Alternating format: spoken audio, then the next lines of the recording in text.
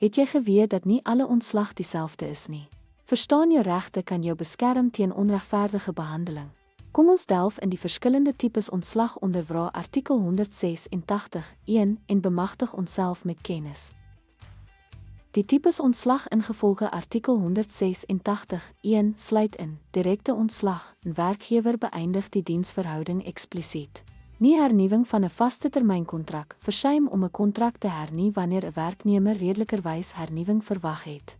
Konstruktiewe ontslag, die werknemer bedank weens ondraaglike werksomstandighede wat deur die werkgewer geskep is.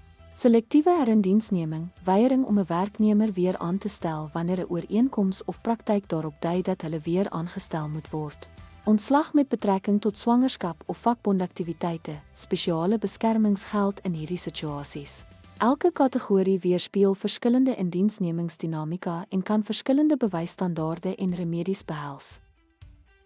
Ten slotte erken artikel 186(1) van die WAF verskeie forme van ontslag, elk ontwerp om die verskillende maniere te dek waarop diensneming onbillik kan eindig. Dankie dat u by ons aangesluit het.